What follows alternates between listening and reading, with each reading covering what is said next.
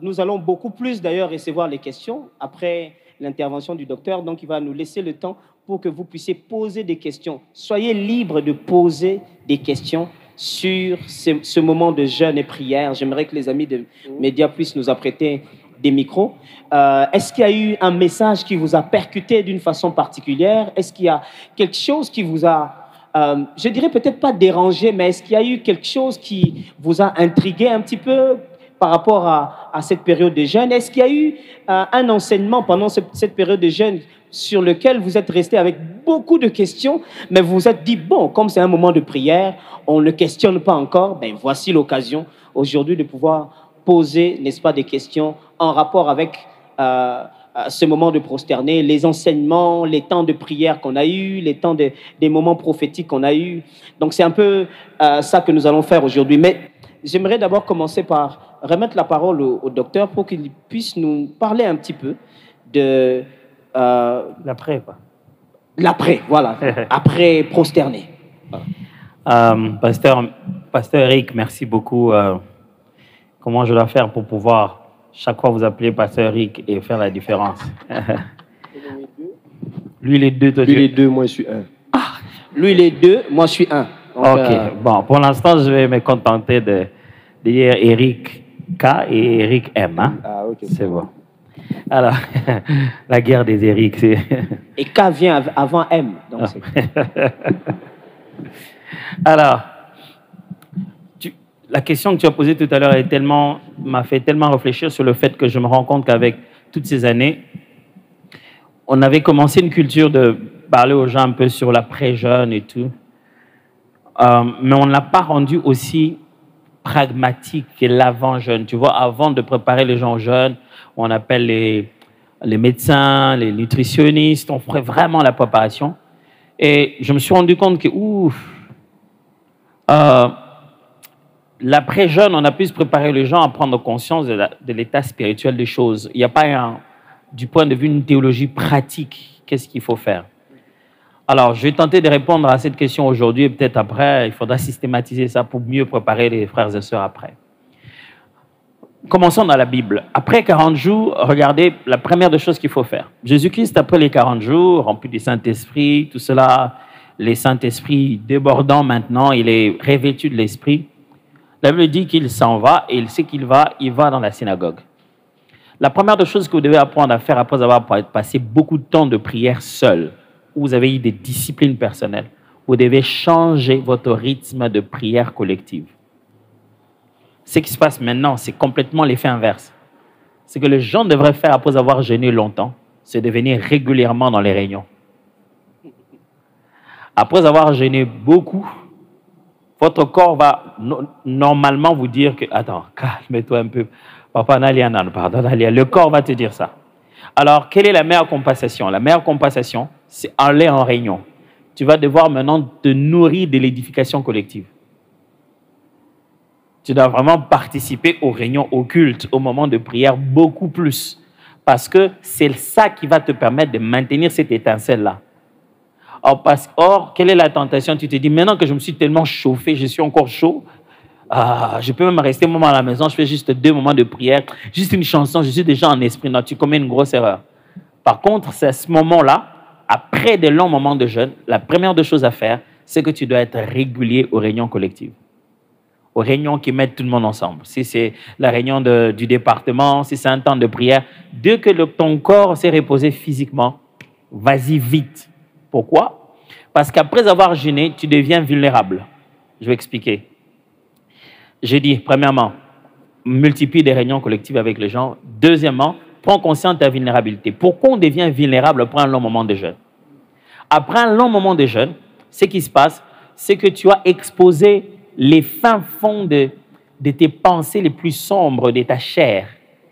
C'est-à-dire que, je vais le dire en lingala, bon motona 4, plus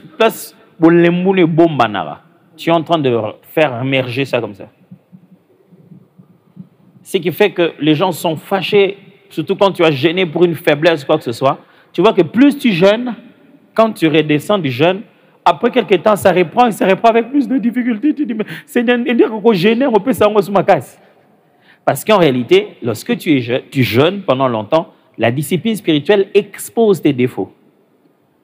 Ça les extériorise maintenant comme ça. Et l'un des éléments forts qui t'aide à résoudre tes défauts, la Bible dit, confessez-vous les péchés les uns les autres. Selon la Bible, ça a toujours été la force collective, le fait d'être ensemble qui nous permet de nous sanctifier collectivement. La Bible voudrait que maintenant, à ce moment où tout ce qui au fond de toi monte, tu passes plus de conversations sincères pour qu'on extirpe ça, on sorte ça de toi. La chose à ne jamais commettre comme erreur, après un long moment où tu étais en solitude de jeûne, que tu continues en solitude sans jeûne. Maintenant, tu continues à rester encore tout seul, pendant que tu n'es plus dans le même état d'esprit. Non, non. À ce moment-là, rassemble-toi avec les autres. Et deuxièmement, sache que ta vulnérabilité s'expose. Parce que là où tu ne pensais pas devenir colérique, tu vas devenir colérique. Moi, pendant les temps de jeûne, tout ce qui m'énervait, en fait, tout ce pour lequel je n'avais plus de patience. Tu vois, dans mon cœur, c'est mon opéra Kanda. Tout ce pour lequel je n'avais plus de patience. Je me suis retrouvé tellement énervé. Une fois, j'étais tellement énervé contre les enfants. J'étais vraiment énervé. Et puis, je me suis dit à un moment, j'ai dit, depuis quand j'étais énervé comme ça? À partir de quel moment j'étais aussi fâché? C'était quelque chose de régulier que les enfants faisaient. Alors, ça m'énervait. Et c'est pendant le moment des jeûnes que j'ai craqué.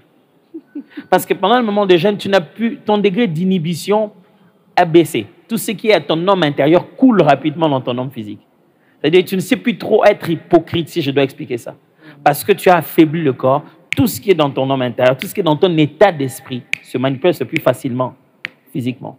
Et à ce moment où tu commences à déverser comme ça tes faiblesses et tes fatigues et tes limites, c'est le moment où tu dois être avec les frères et sœurs.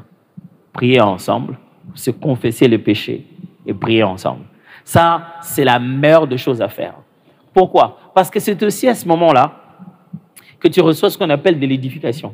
Les autres vont te redire les choses que Dieu t'a déjà dit dans tes temps de prière. Sans prophétie, sans quoi?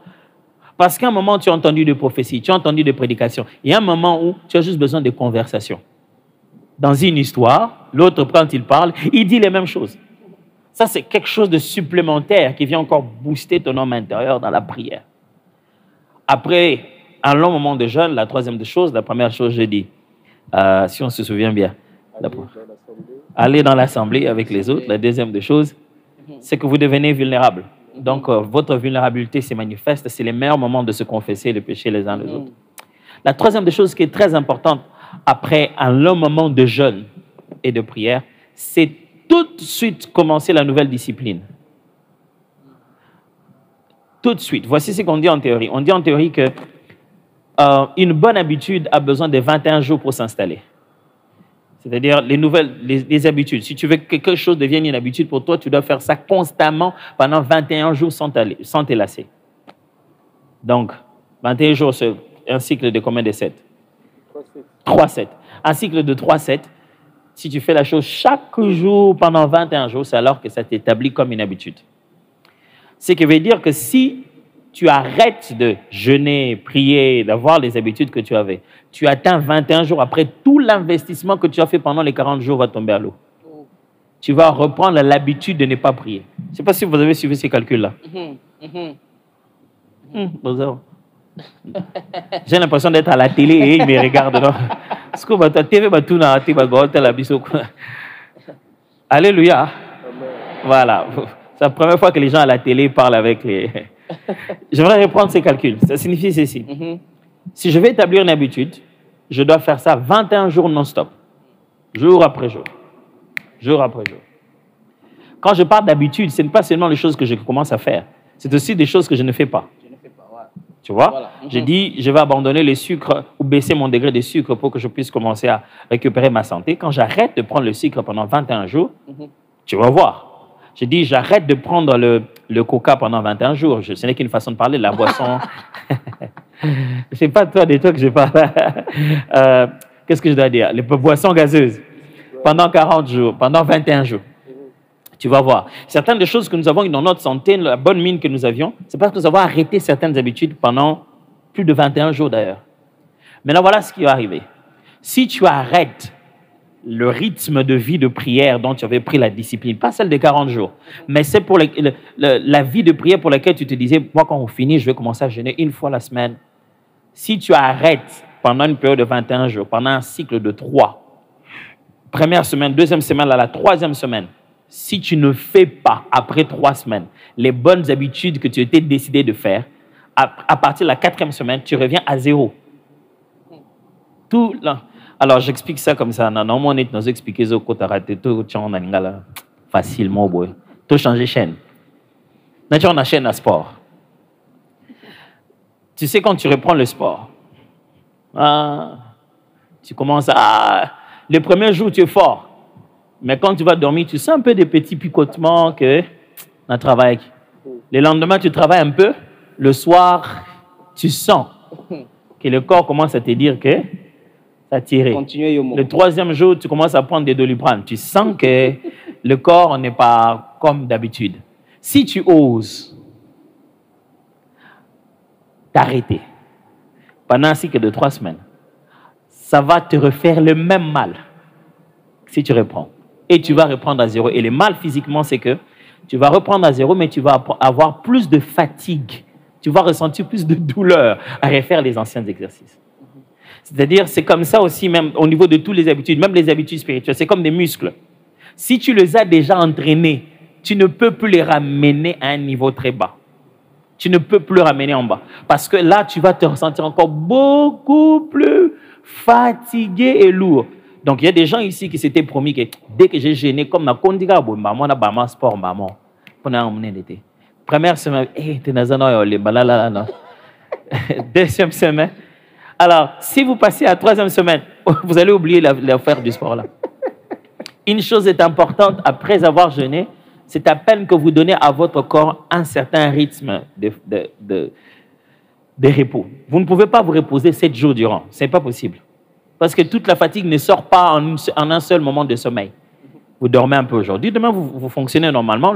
L'autre jour, en semaine, peut-être un autre jour de la semaine, vous allez vraiment ressentir le poids de la fatigue. Alors vous sentez, moi par exemple, c'est le 2 jours passés que j'ai senti vraiment le poids de la fatigue. De tous les 40 jours, j'ai senti vraiment que j'étais fatigué. Donc, la 3e des choses qu'il faut faire, c'est faire de son mieux de reprendre les bonnes habitudes avant que tu ne fasses 3 semaines. Reprends les bonnes habitudes très vite. C'est comme ça que tu vas bâtir sur ce que tu avais déjà établi comme base pendant les 40 jours.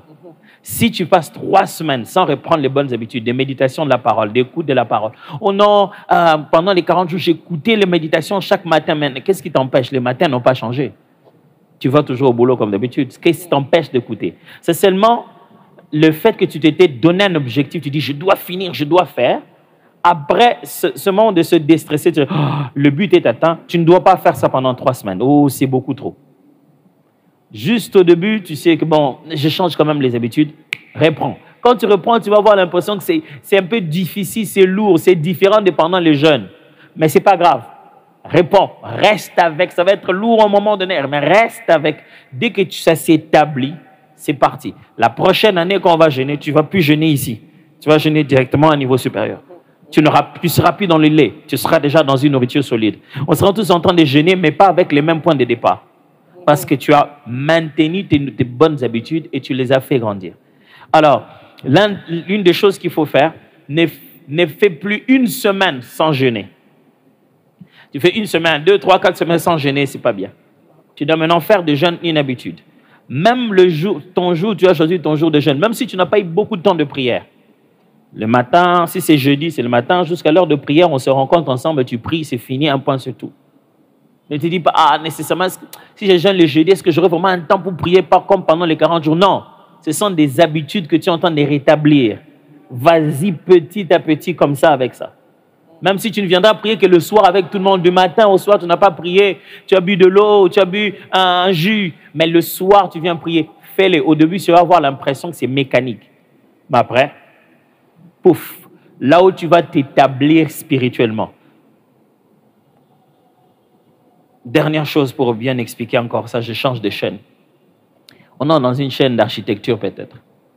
Tu sais, quand tu montes les marches, quand tu es sur un niveau des marches, tu traverses le contre-marche pour aller à l'autre marche, tu sens que tu fournis l'effort.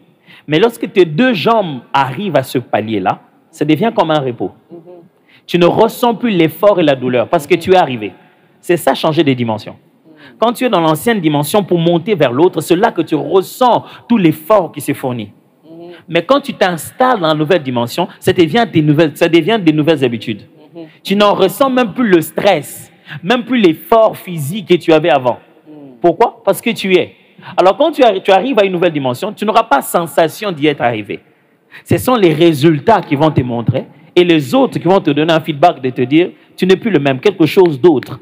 Quelque chose pour lequel tu fournissais beaucoup d'efforts avant, c'est devenu une automatique. Si je baisse ici, je descends les marches, je vais devenir plus proche de vous sans effort. Si je monte les marches, je vais avoir plus de hauteur et je verrai là-bas sans effort. Du coup, tu commences à voir des choses que tu voyais que quelques fois pendant les temps de jeûne, mais tu commences à les voir régulièrement. Tu es en quête maintenant de quelque chose de nouveau. Mais ces choses-là que tu as maintenant, il y a quelques années passées, ce n'était pas aussi régulier. J'espère que je suis en train de bien expliquer tout ça. Voilà. Ça, c'est déjà des choses qui peuvent beaucoup vous aider.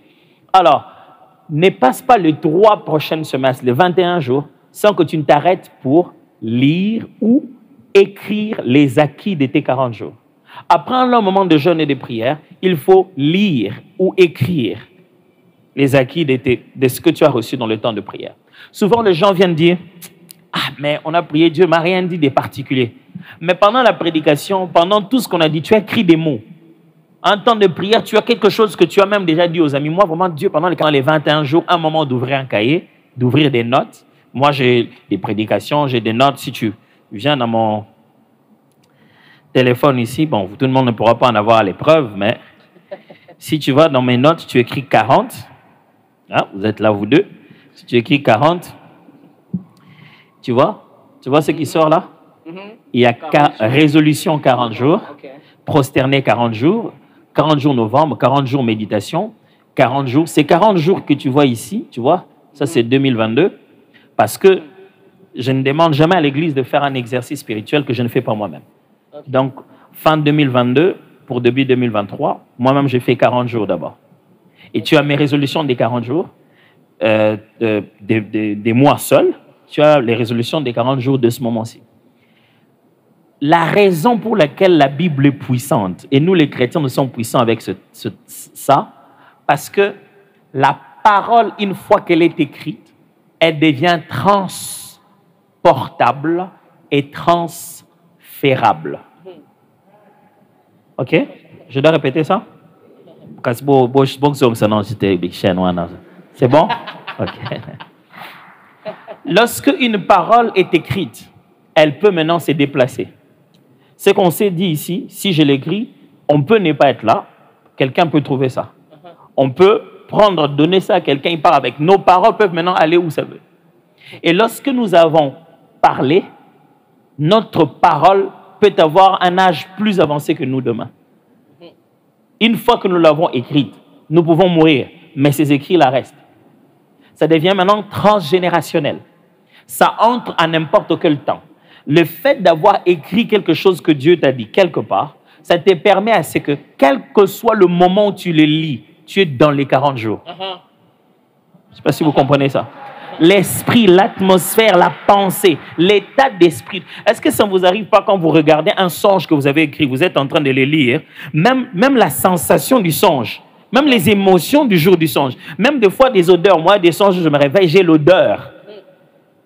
Tout ça revient. Pourquoi? Parce que quand vous capturez une parole dans un texte, quand vous écrivez une parole, vous rendez un esprit permanent. Ça, c'est encore difficile. Hein? Et puis, c'est difficile trop. Sincèrement.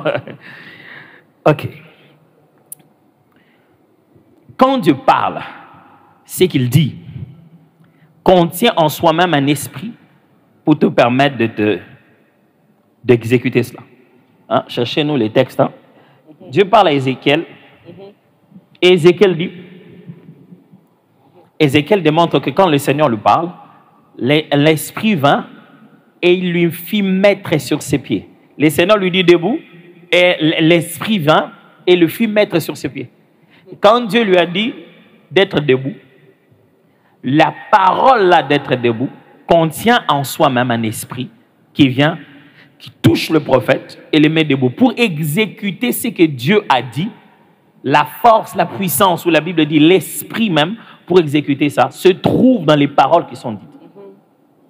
Quelqu'un me comprend très bien.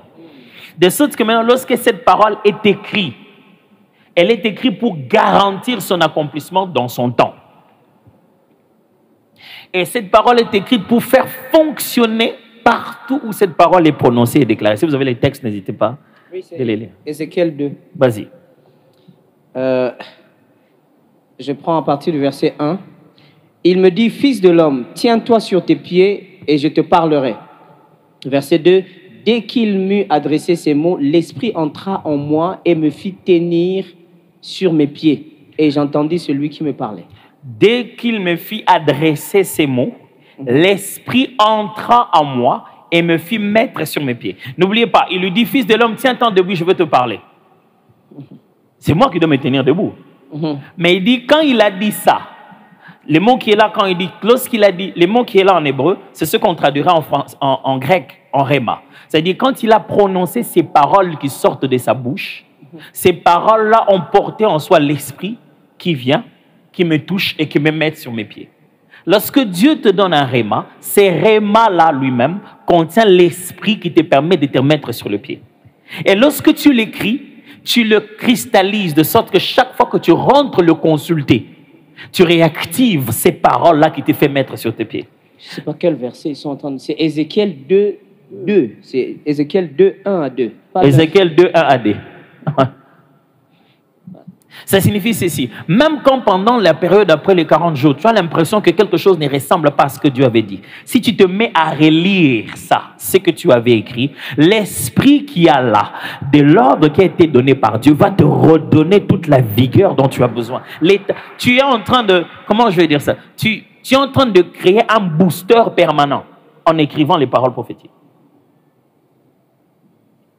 C'est pourquoi le psalmiste dit, je repasse tes paroles dans mon cœur. Il dit, je le fais repasser chaque fois dans mon cœur. Et il dit une chose que je découvre, c'est que tes bontés ne sont pas à leur terme. C'est important de contenir les textes. C'est pourquoi je dis, il faut les lire et les écrire. Si vous ne les aviez pas écrits, écrivez-les quelque part. Restez calme, résumez de tous les 40 jours, qu'est-ce que j'ai appris? Qu'est-ce que j'ai reçu? Si vous savez faire ça, vous devenez bon en matière de prendre les décisions dans la vie. Parce que la plupart des fois, quand vous aurez envie de prendre les décisions, vous serez en mauvaise position pour pouvoir prier. Quand les moments de décision deviennent pressants, les émotions s'y mêlent tellement que vous aurez du mal à savoir Dieu a dit quoi. Mais Dieu est un Dieu tellement bon qu'il parle toujours bien avant que vos sentiments ne soient confus. Mais comment tu sauras qu'il avait dit? La mémoire ne suffit pas. Dieu même parle à Habakkuk. Il lui dit, écris-la. Le Dieu qui rappelle les choses dit, écris. Si Dieu qui m'a créé, qui connaît ma mémoire, qui peut me rappeler à n'importe quand, me dit, prends les stylos, écris. C'est parce qu'il sait qu'écrire est la meilleure façon de cristalliser les choses spirituelles qu'il est en train de me dire là. Écrire n'a pas été inventé par l'homme pour pouvoir écrire seulement ses prophéties, non. Ce n'est pas seulement une façon de garder des souvenirs, non. C'est un ordre divin. Dieu sait qu'en nous faisant écrire ce qu'il dit, il nous permet de garder tout le jour la même puissance et la même vérité des choses qu'il partage avec nous. Alors, si vous n'avez rien écrit de tout ce qui s'est passé pendant les 40 jours, asseyez-vous un moment. Pendant votre temps de prière, priez, faites les 100 pas et écrivez. Si vous devez écouter une prédication que vous avez beaucoup touchée, rentrez.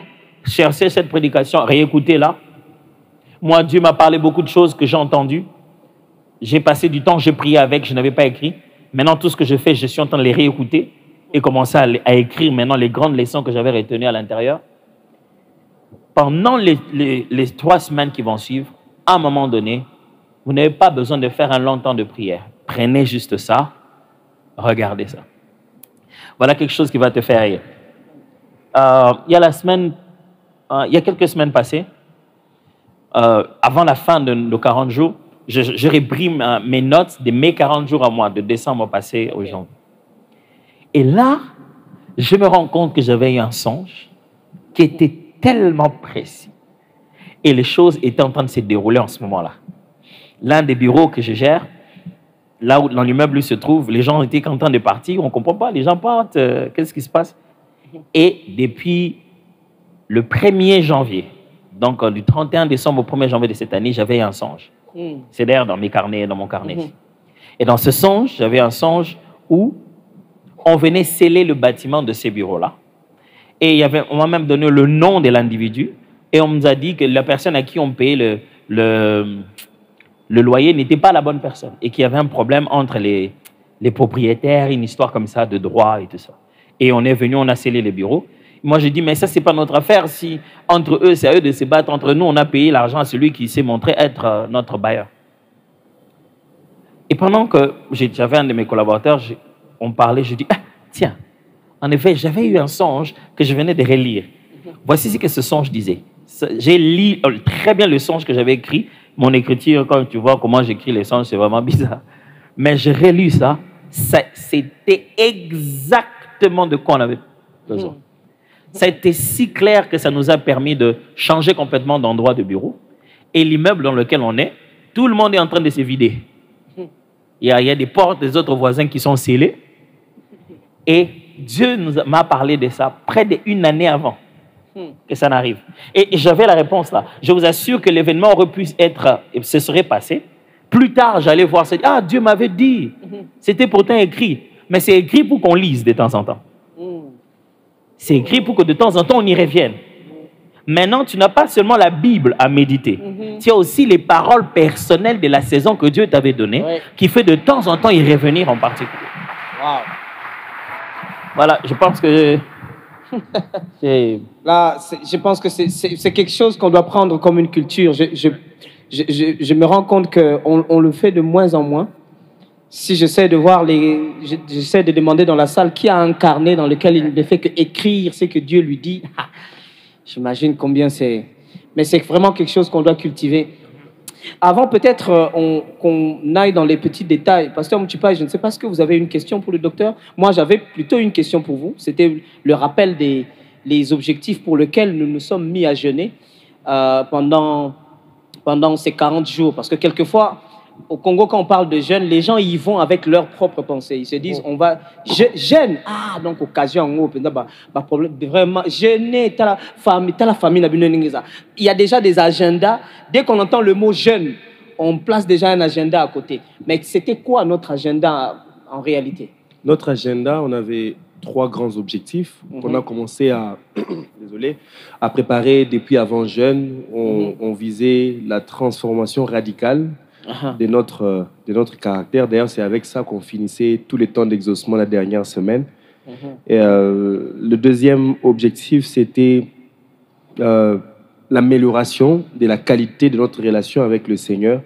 Et enfin, c'était le changement des situations de vie. C'était ça un peu nos trois objectifs qu'on était en train de poursuivre. Ok. Donc alors, je vous avais entendu dire quelque chose... pasteur, concernant, je sais que il y a eu particulièrement les moments de guérison, les healing rooms, mais j'ai entendu quelque chose, on dirait que tu n'avais pas fait attention en le disant, mais ça m'a tiqué quand même. Tu as dit faire très attention parce que recevoir la guérison ne suffit pas. C'est-à-dire que quelqu'un était là pendant 40 jours de jeûne et prière, il était peut-être malade, tout et tout, on a prié et on l'a guéri, il a été guéri, mais le fait d'avoir reçu cette guérison-là ne suffit pas. Ça veut dire quoi? Ça laisse poser beaucoup de questions. Est-ce que ça veut dire qu'on va vivre les films qu'on a souvent vécus, après un moment de guérison, la personne redevient malade?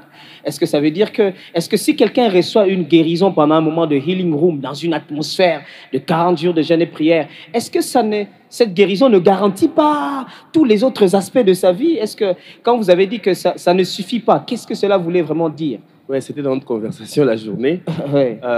Ça revient directement dans ces textes, dans Luc, les 10 lépreux. Quand nous regardons, ils étaient malades. Ils sont venus vers Jésus, ils ont crié, ils ont demandé à ce que Jésus puisse les guérir. Mais quand nous regardons l'un d'eux, il est revenu, il a dit merci à Jésus Mais Jésus a dit quelque chose de fondamental. Il a dit non seulement que tu étais guéri, mais tu es sauvé. C'est que Jésus ne vise pas la guérison, c'est notre salut entier qu'il est en train de viser. Et si la guérison est un élément pour t'attirer, pour que tu puisses recevoir ton salut, c'est possible que Dieu aussi puisse te toucher par là. Donc la guérison, ce n'est pas vraiment le but principal de Dieu, mais c'est le salut. Wow. C'est ça qui est beaucoup plus fondamental pour Jésus. Parce qu'après, les 9 autres étaient partis, ils étaient guéris, mais ils n'étaient pas sauvés. Et l'autre qui est venu, il a reçu son salut. Et c'est dans cette direction-là que je disais que la guérison seule ne suffit pas. Ce qui est beaucoup plus fondamental, c'est le salut que nous recevons de la part de Dieu. C'est pertinent, très pertinent. Alors, docteur, les 3 éléments que Pasteur Mouchipa vient de citer, transformation de notre caractère, amélioration de notre qualité, de notre relation avec Christ, et puis la transformation de notre situation de vie. Comment on va évaluer ça? On a fini les gènes. Comment je sais qu'il y a une amélioration dans mon caractère? Comment je sais savoir que dans ma relation avec Christ, dans ma situation de vie, surtout là, comment je sais évaluer ça? C'est une très bonne question. J'aurais vraiment espéré que tout le monde soit là à l'église pour écouter tout ça, parce que c'est très important. Alors, comment évaluer d'abord la transformation du caractère? C'était ça le but. Quand vous priez pour un caractère, comme je l'ai dit tout à l'heure, quand vous priez pour un caractère, son essence, ses vraies racines vont se manifester. Quand vous priez pour un caractère négatif, sa négativité, la source de sa négativité va se manifester. C'est ce qui va vraiment se passer. Ça signifie ceci. Quand vous voyez par exemple un caractère en vous que vous n'aimez pas, Seigneur, je ne vais pas être comme ça. La raison pour laquelle vous êtes comme ça, c'est cette raison-là qui va commencer à se manifester en vous. Vous allez avoir même l'impression que tout mollet en voiture. Tu demandes à Dieu, Seigneur, je veux que tu me rendes patient. Seigneur, ma femme me dit tout le temps que je suis impatient. La raison qui fait que tu sois impatient, la vraie raison. Pas, oh, c'est ma femme qui me trouve impatient, non. Mais la vraie raison de ton impatience, c'est ça qui va commencer petit à petit à se manifester de plus en plus. L'un des signes de la transformation de ton caractère, c'est que tu en touches les racines. Quand les racines sont dévoilées, quand les raisons véritables sont exposées, c'est là que le changement commence. La plupart des gens, tout le jour sont là, ils ont des défauts, qu'ils sont les seuls à ne jamais voir. Vous tout ce que vous dites là, mais non, non, mon aïba, t'es pas ni bat bamon nangaka, pas bat bamon nangaka net naza lolendo, batunios. Soka to comme na kana yo, to mona okaka neti koza lolendo. Quand quelqu'un arrive à se dire,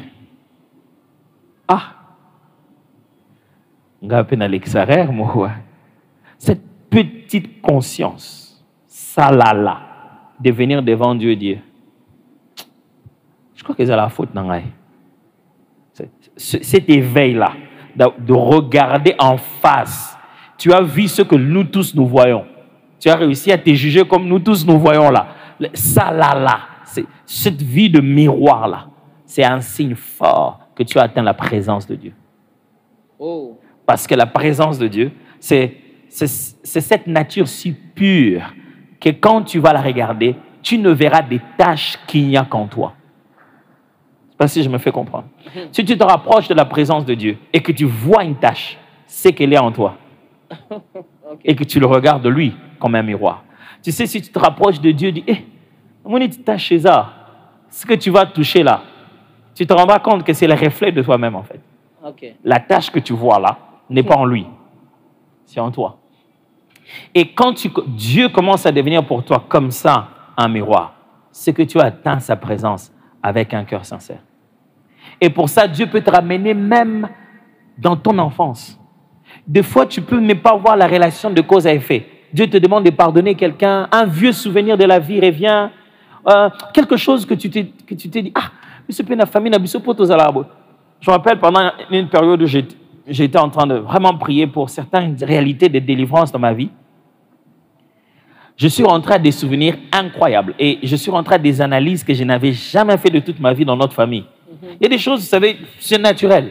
Mais dans la prière, j'ai comme eu un réflexe. Je me suis dit, mais pourquoi on a bu aux alaka à Boé? Je ne sais pas si ça vous est arrivé pendant les temps de prière. Je pense que la première des choses qui vous a poussé, c'est que vous avez voulu prier d'abord. Ça, mais non, ce n'est pas normal la famille d'Abbé. Au nom de Jésus. Dès que ce n'est pas normal, on attaque d'abord le diable. Mais ce n'est pas toujours ça en fait. Ça peut être quelque chose qu'il faut que tu fixes émotionnellement. Quelque chose qu'il faut que tu transformes dans ta mentalité. J'ai passé du temps dans mes périodes de prière à... Comment ça s'appelle? À j'allais citer un mot difficile d'Eddie Malou là. À me requinquer-vicier. À me reprogrammer en fait. Si j'ai encore mes notes, j'ai retrouvé mes notes, mes cahiers de prière. Ouf, ce sont des cahiers après à peu près 15 ans passés maintenant. Je retrouvais dedans, j'ai été étonné parce que j'ai retrouvé dedans, j'ai vu que Priscille a écrit aussi ses propres prières à l'intérieur. Les enfants sont terribles. À l'intérieur, j'ai vu comment j'étais en train de faire une description de moi. Quand pendant tes temps de prière, tu es capable de dire qui tu es sans te flatter toi-même, tu as commencé une transformation de caractère. Sans te flatter. À l'intérieur, j'étais en train d'écrire, je suis comme ça, je pense que ça, même si je ne dis pas aux gens, mais j'ai peur. J'invente des trucs, mais au fond, j'ai peur. Donc, quand tu sais écrire sincèrement, tu sais voir sincèrement ces choses, c'est là que le changement commence. Pourquoi? Parce que quand le changement commence, tu sais ce qu'il faut faire et tu sais ce qu'il ne faut pas faire. C'est ça que je dois abandonner, c'est ça que je dois faire. Et les prochaines semaines, tu vas te retrouver à faire ça. Les mauvaises choses que tu n'aimes pas faire, mais avec une conscience que tu ne devais pas le faire. C'est là que le combat commence. Petit à petit, maintenant, tu commences à haïr le fait de reprendre ça. Et petit à petit, tu vas commencer à prendre la force de ne plus jamais le refaire. En réalité, dans la transformation de ton caractère, l'un des premiers signes que ton caractère commence à être transformé, c'est que tu commences à te rendre conscient de tes erreurs beaucoup plus vite. Ça ne signifie pas d'abord que tu as totalement changé. Mais tu commences à je parle les mots, te condamner, te juger, même pas du mauvais sens, t'évaluer. Oui. Ouais, tu commences à t'évaluer plus vite. La chose qui te prenait 1 jour ou 2 jours pour que tu puisses te dire, maintenant ça commence à te prendre des heures, à peine. Maintenant, voici là où pourquoi on prie. C'est pour que maintenant que ça t'a pris 2 heures seulement de te rendre compte que tu n'aurais pas dû le faire, tu ailles vite corriger. Dire pardon à qui il faut dire pardon. Corriger l'attitude là où il faut corriger. Tu sais, moi j'ai appris des choses dans la transformation de mon caractère où c'est-à-dire que Seigneur, aide-moi à faire ceci, aide-moi à faire ceci. Aide-moi à ne pas m'énerver quand ma femme fait ceci, aide-moi. Tu sais, au moment qu'elle a fait ça encore, déjà, c'est Nabi. Mais chérie, ça là, vraiment, comment je peux t'aider avec ça? C'est-à-dire que mon toit, tu as mal dit, ok. Ça. Mais ce qui est vrai, c'est que cette phrase-là, je l'ai dite il y a 2 jours. Tu as dit il y a quelques jours. Qu'est-ce que je peux faire pour pouvoir... Tu as dit, mais chérie, vraiment, je peux t'aider comment, chérie? Tu vois, cet effort-là, ça, c'est les signes de quelqu'un qui est déterminé à devenir une nouvelle personne. C'est là que Dieu va t'aider. Et tu vas maintenant prendre plaisir à ces choses qui t'énervaient. Calme. Maintenant, tu regardes quelqu'un comme ça, tu te dis, mais on lui a fait quoi? Lui, il est devenu blasé. Ça, c'est quelqu'un qui est changé parce qu'il est passé par là. Là, après ces 40 jours, ça ne signifie pas que tous tes nouveaux comportements, tu vas les atteindre. Non. Mais tu vas ressentir ce jugement, cette alerte va commencer à jouer, à revenir plus rapidement. Là où ça te prenait 30 minutes, 1 heure, 2 heures, 3 heures, ça va revenir en quelques secondes. Quand tu te rends compte que, à peine que tu as dit, à peine l'esprit te dit, ça veut dire que tes rappels, ton système commence à fonctionner. C'est bon signe. Ça veut dire que ta sensibilité de la correction de l'esprit est montée. Vous vous souvenez de ce que Jésus nous dit? L'esprit lui-même, n'est-ce pas, nous rappellera. Et c'est l'esprit qui adresse aussi cette condamnation quand il y en a à l'intérieur de nous. Quand l'esprit commence à te rappeler plus vite, ça veut dire qu'il est devenu plus proche et plus sensible.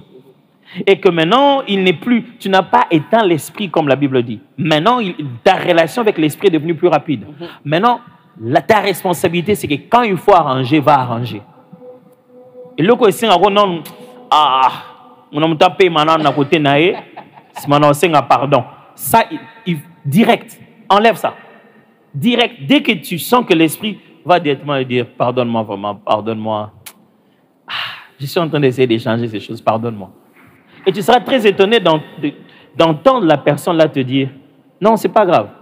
Quand même, Balo, quand même, 5 mois pardon avant. Merci, Parce que quand tu veux changer, personne ne va t'aider à changer. Personne ne va t'aider à changer.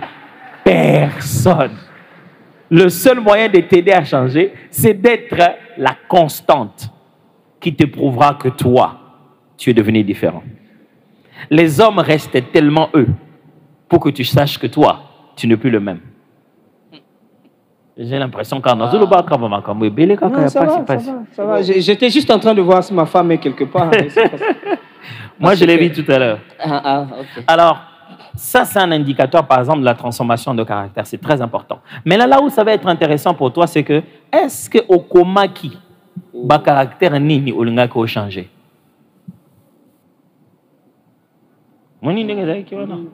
Yangwana. Maintenant, il faut que tu refasses tout ça à zéro. Donc, il faut aller chercher encore le nouveau livre Métamorphose. Voilà. Et refaire encore le même devoir. Refaire les devoirs. Qu'est-ce que je voulais changer? Pour le deuxième objectif, par exemple, qui était l'amélioration de la qualité de ta relation avec Dieu, n'est-ce pas? C'est maintenant que tu dois te dire, j'étais où avec Dieu?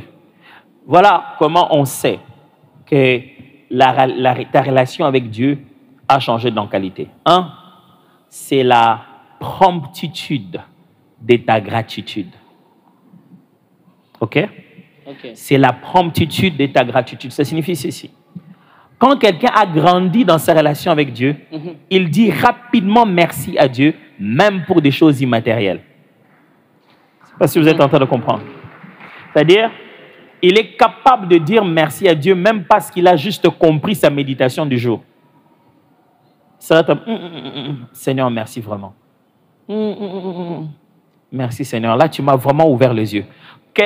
Quelqu'un qui est prompt à rendre gratitude démontre son degré de conscience de la présence de Dieu. Ayebi tellement que nzamba zana yebi sikaza que même na likambo bino bo moneli yangote ya opese la nzamba merci. Non le baba nzamba merci te ndenge moto na bino ngo ko ya miraté ko ya non. Je dis même pour de petites choses où la personne se rend compte que à tel grand frère na tel Seigneur merci quoi. Je ne vais jamais remarquer ça. Seigneur, merci d'avoir ouvert mes yeux à me rendre compte qu'on a toujours eu cette chose ici. Merci, on a un degré à conscience que on a un peu chose comprendre. Et là, on a un degré d'intimité. Intimité, c'est que malgré la distance avec l'individu, tu continues à avoir la conscience de sa proximité. C'est ça l'intimité. Et là, c'est que tu as musika. Attaquer wapi on dirait que tibo sola nazara pembeni ya on ba mi intime ta ba monana te pendant ba mois soko ba kuteni bemba on dirait l'isolé on dirait que ba reprendre à zéro directement. C'est ça l'intimité, c'est cette conscience là. Tu sais, au début de notre mariage, ma femme me reprochait du fait que je ne l'appelais pas pendant la journée. Moi, je disais, chérie, je vais finir le travail, après je vais t'appeler. Et dit donc, quand elle m'appelle, dès que je voyais son appel, c'était aux alentours de 12-13 heures. Quand elle m'appelait en mi-journée, je savais déjà que ça, c'est l'appel de la reproche. Donc, quand je prends, oui, chérie, ça va. Elle me dit,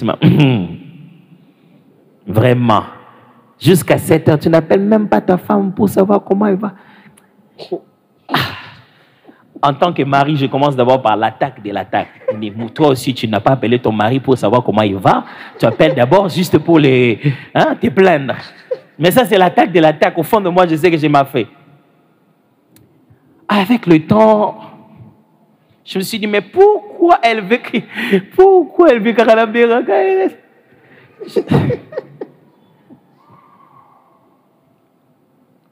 j'ai commencé à prier pour ça, ça commençait à me déranger. Pourquoi je n'arrive pas, tout ça là. J'appelle ma femme à la fin de la journée, mais elle veut que je l'appelle aussi à un moment. Je dis, mais Seigneur, je ne peux pas être aussi connecté avec ma femme sans savoir. Alors un jour, pendant que j'étais en train de prier et de faire des exercices prophétiques pour apprendre comment Dieu me parle, un jour Dieu m'a dit, tu sais que tu peux savoir quand ta femme veut t'appeler. Moi je dis, ça tu ne m'avais pas dit que ça existe. Elle dit, oui, ça existe. Tu te souviens de la fois où Jésus, il savait ce que tout le monde pensait dans la maison de Matthieu? La Bible dit toutefois que Jésus n'a pas eu besoin qu'on leur dise ce que chacun pensait parce qu'il connaissait ce que chacun pense. J'ai dit oui. Il dit ouais, c'est complètement ça. Je dis non. Ce jour-là, j'ai dit non. J'ai fait une démo. Il dit ok. J'ai continué ma journée. Il m'a dit prends le téléphone maintenant, appelle ta femme maintenant. Je prends mon téléphone, j'appelle ma femme. Elle dit j'allais t'appeler. Hein. J'étais derrière en train de conseiller. Rabia! Nabi, ce que j'ai solo, c'est bon, il faudra l'andi, c'est loco. J'ai fait comme ça une semaine. J'appelais ma femme chaque fois que l'esprit me dit appelle ta femme. Et je l'appelais toujours au moment où elle était en train de tenir son téléphone pour m'appeler. Toujours. J'ai appris maintenant à avoir un degré d'intimité avec ma femme, malgré sa distance, ressentir la conscience de sa spiritualité. Je ne sais pas comment t'expliquer ça. Je peux ressentir que ma femme ne va pas bien. Je ne sais pas si... Il y a comme ça bizarre. Et comme moi bizarre, hein? Les Kiming, hein? Ça va? Mais je ne sais pas comment je vais t'expliquer, mais je peux te dire... si ça sonne, je peux te dire ce que ma femme va me dire. Je peux te dire que ma femme va me dire quelque chose qui va dans cette direction, dans cette direction. Je ne sais pas comment vous expliquer ça, mais ce degré-là de connexion, ne pas seulement devenir une seule chair, j'ai compris que Dieu nous avait donné la possibilité de ne pas seulement devenir une seule chair. C'était vraiment d'être un, quoi. Au point que je pouvais percevoir quelque chose plus que ça.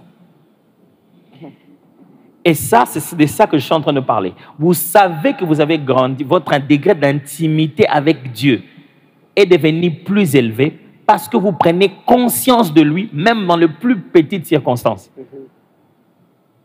C'est-à-dire que tu veux juste traverser la rue d'un coin à un autre, mais tu as comme cette conscience que Dieu est là. Qu'est-ce qu'il veut? Je ne suis pas en train de dire demander la volonté de Dieu. On a traversé et on a traversé. Je ne sais pas de ça. Mais je ne sais pas comment t'expliquer, mais tu as cette conscience où, au point où, quand tu traverses, tu arrives là-bas et à peine une voiture passe derrière toi. Merci Seigneur. Vraiment, j'ai failli. Tu deviens. Comment on peut s'appeler merci dans n'importe quoi? Parce que comment on a ici gagnons. Namakambo bando pe c'est la yé merci. Te po bando kan sate ke zala raye. O comment yé basiko ok? Na simana. Pour clôturer ça, ça m'a appris justement à dire merci à ma femme sur des petites choses. Des fois, quand je lui dis merci, elle me dit, oh, bon, c'est vrai, hein? Je dis, mais oui, bien sûr que c'est vrai. Je dis, chérie, vraiment merci d'avoir fait tout ceci, d'avoir fait tout cela. J'ai commencé à peser son apport. Je commençais à me rendre compte que tout ça, moi, c'est Batomungala. Oh, il me tassait le plan autour. Il n'était pas obligé. Des fois, comme ça, je viens, je dis, chérie, pardon, ne fais pas ça, reste là, laisse-moi, je vais m'occuper de ça. Je ne peux pas m'approcher et devenir intime de quelqu'un sans ressentir et comprendre son apport. Me rendre compte qu'il a fait ça, ou il a déjà ébellé à Pessi. Je ne sais pas si je me fais comprendre. J'ai commencé à apprécier des petites choses. Je suis arrivé, quand on a fini le jeûne, j'arrive, ma femme avait déjà préparé comment ça s'appelle? Mon potage, carottes et tout ça. Elle avait fait déjà un potage pour que je puisse finir en douceur. Elle a été combattue. Tous les enfants voulaient manger mon potage. Elle a protégé mon potage. J'arrive comme ça, le potage, c'est ma potage qui a déjà. Je dis, comment tu peux passer toute ta semaine à penser comment moi je vais finir mon jeûne? Wow. C'est-à-dire que pendant ce moment-là, tu ne sais même pas qu'est-ce qui va se passer chez toi. Tu penses seulement... Tu veux juste me voir manger ce pain avec ça et ça va te faire du bien. Comment je peux être en train de dormir? Toi, tu ne dors pas. Mais tu es mon Dieu tu te dis seulement comment tu vas te rassurer que même avec le peu de transport que j'avais, qui n'allait pas me faire partir et revenir, que quelque part en route, je rencontrais quelqu'un qui m'a vu il y a longtemps, qui me donnera quelque chose. Quand je ne dis pas seulement merci à cette personne qui m'a donné à manger ou qui m'a donné ce transport, je me rends compte que Dieu a calculé ça. Ça, c'est le signe que ton degré de relation a changé. Et ça, tu commences à dire merci. L'un des signes importants, je dis, même dans la parole. Tu lis un texte, tu te rends compte qu'on dirait mieux se fond. Oh, un bon, waouh. Tu commences à poser des questions à la Bible que tu ne posais pas avant. Quand tu deviens intime avec quelqu'un, tu comprends son langage. Tu ne comprends pas seulement la langue qu'il parle. Tu comprends aussi son langage. Tu sais que même quand il a dit ça, il veut dire ça. Tu veux maintenant entrer dans ses intentions. C'est là que tu vois que tu as commencé à grandir. Le dernier objectif, c'était lequel déjà? Changement des situations de vie. Le changement des situations de vie, ça c'est un exercice intéressant dans toute l'histoire. Des fois, on pense que pour que vie n'abuse changer, le retour sambeleli, il faut comme l'abuse. Et donc, surtout quand ça remonte, on a prié là, après, quelqu'un a prié, dit Seigneur, après ces 40 jours, je veux vivre des miracles. Donc, il s'imagine que tant en temps, maman, comme moi, Kana qui n'était pas à toucher mon tour, maman, par hasard, maman, pas mon tour, et ma miracle, et que ça, là, jamais. Jamais. La prière ne te rend pas passif. La prière te rend actif. Le but de la prière, c'est pour prendre tes responsabilités d'action. Si mano ko sambela, si ko e fombo tozana application ya, ni nango yonde, fala ko sala kaka yonde, pour famille na bine bongwa manandengo okana. Est-ce que vous l'en avez bien? Je me rappelle quand j'étais en train de prier pour la transformation de notre famille, je priais pour ce qu'il y avait pour mes frères et mes sœurs. J'étais en train de prier, oh Seigneur, alléluia, je priais beaucoup. J'ai fini un temps de prière, c'était 30 jours. Après que j'ai fini de prier, j'ai dit, Seigneur, qu'est-ce qui va se passer dans notre famille? J'ai prié, on a reçu des paroles de déclaration fortes. Qu'est-ce qui va se passer? Dieu m'a dit, un grand changement va arriver dans ta famille. J'ai dit, Amen. J'étais content. Il dit, les choses vont changer. Elle dit, oui, toi, tu dois changer de mentalité. Je dis, ah, Seigneur, il dit que yo m'toko sala, non? Ah ben oui, yo au faut bimisa ki mwana ngaba. Ah, Seigneur. Famille, mon bimelo ko ezela yangabe. Tu sais, des fois, on ne sait pas écouter Dieu quand il nous parle. Hein? On sait seulement les messages de l'annonce de l'avenir. Mais on ne sait pas comment il dirige nos pas. J'ai commencé à me rendre compte que hey, la plus grande bénédiction que je pouvais donner à ma famille, c'était qu'ils aient un autre atome différent, qui réfléchit différemment. À partir de ce moment, j'ai pris le plaisir de commencer à rester avec un cercle de gens qui ne réfléchissent pas comme moi. J'ai commencé à aller dans des conférences, des conventions où je n'allais pas avant. J'ai commencé à entendre autre chose, un autre son de cloche. Les gens des débats que je n'avais pas chez nous en Gaba. Les gens de conversation qu'on n'avait pas chez nous en famille. J'ai commencé à aller visiter les amis, à aller à des endroits où ma tête a commencé à changer. La transformation de la mentalité, c'est la plus grande transformation de la famille. Ce qu'il botte en abune bongwani et la que yo otiki nengo kanise la rawana. Parce qu'il y a quelque chose dans la façon dont tu as été élevé en famille, tu as étudié à l'école, qui ne marche pas. Pendant que cette chose-là, tu t'en sers comme le nœud de la colonne. C'est le fondement de ta réflexion. Or, c'est faux.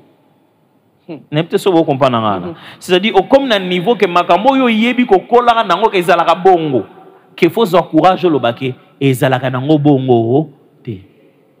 Quand on se rend compte que non, l'une des choses qui avait tout brisé dans ma tête, c'est que j'avais toujours pensé que mon élève et tout ça, donc je n'ai tout ça élève, mais comme on peut s'offrir des athées parce qu'il y a une salle à rater. Nous sommes élèves. Nous avons servir, nous avons besoin. Service, nous avons besoin. Nous avons content. Nous avons besoin. C'est ce que je me disais. Je me disais donc, bah, tant la prière, on a des élèves, on a pas grand chose, et dans l'enseignement, Dieu me dit, tu sais bien que si tu me demandes quelque chose, je vais te demander d'amener ça. Si tu me demandes de l'argent, je te dirai, amène-moi de l'argent et je vais multiplier. Moi, je ne fabrique pas d'argent. Ah, Seigneur, tu sais non? Moi, je ne fabrique pas d'argent. Tout ce que tu veux avoir en grand nombre, amène-le-moi, je te le multiplier. Je ne fabrique pas d'argent. Si tu veux avoir de l'argent, il faut semer de l'argent. Bon, on a pas prière. On a retraite. Dieu me dit, c'est pas comme ça que ça fonctionne. Il va multiplier les prières. Exactement. Tu sais, j'ai entendu cette phrase d'un homme de Dieu le dire, et c'est resté, c'est devenu un principe dans ma tête. Il m'a dit, multiplie les prières, tu multiplieras l'onction. Tu seras même spirituellement sensible. Mais c'est quand tu sais donner que ça multipliera ce que tu reçois. À partir de ce moment, je me suis rendu compte que, en tant qu'élève, je buvais de coca, j'achetais des ngouba que je mettais dans les poches, et je me suis rendu compte que j'avais de l'argent. Et j'ai appris à donner les offrandes. Dès que j'ai appris à donner les offrandes, à enlever la mentalité du musicien qui joue pendant qu'on donne les offrandes, et de l'élève qui s'est dit,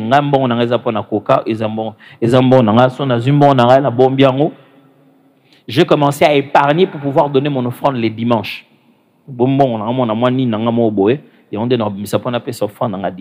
À partir de ce moment-là, je me souviens, je venais de finir la 6e année, je commençais en premier graduat.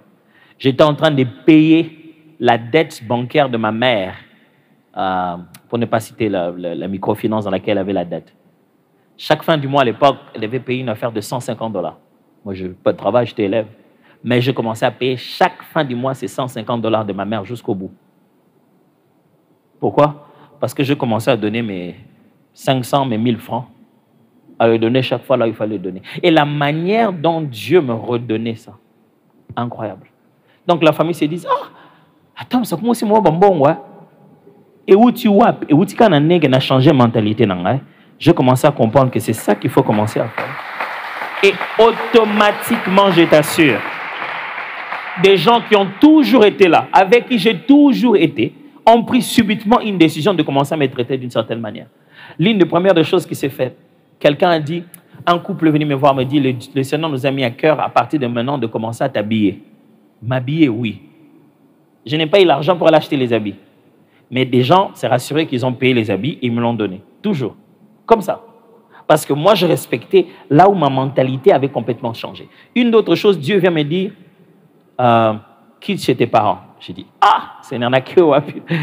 Chez tes parents, place-moi quelque chose de ça. Beau compter, un tel a un an, dans ton rôle, un tel a un an.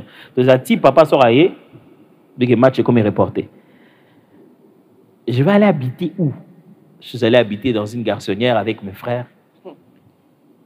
Je n'étais plus chez les parents. L'emploi du temps avait complètement changé. Ma vie, les conversations, les gens, les lieux, tout avait complètement changé dans ma vie. Écoutez-moi bien, quand vous avez subi une malédiction, une oppression démoniaque, ça reconditionne votre vie. Et vendition na place falo fandate, na quartier falo fandate, na bateau falo fandate, et robetso ma solo falo yokate. Et quand on te reconditionne, ça te met maintenant dans un endroit où tu écoutes ce que tu devais écouter. Tu entends ce que tu devais entendre. Tu vois ce que tu... Même les programmes télé, TV, quand j'ai quitté là-bas, je commençais à rester dans notre petite garçonnière. Tout l'emploi du temps avait changé. Même des temps de prière que je ne trouvais pas, j'ai commencé à retrouver ça. Dans un temps, je ne savais pas quoi faire. Alors, si après ces temps de prière, tu penses qu'un bon matin, quelqu'un au Kenya a kabelio quelque chose, sans que toi, tu n'aies rien fait de ce que Dieu attend de toi. Ma femme, un jour, m'a dit, chérie, la façon dont on prie là, je voudrais que Dieu, vraiment, chérie, après c'est biso tout ce matin mutu kamo boyate le mo na tout ça n'a besoin. Moi c'est nini nzamba tinde biso mutu moi kabela biso moto so moto. Moi je dis non. Toi et moi on prie pas de la même manière. Dieu so ça mais la moto akabela biso moto so moto ka. Mais pourquoi nga moko te na ke so ma motuka? Fu mutu musu sa akabela ngambo. Elle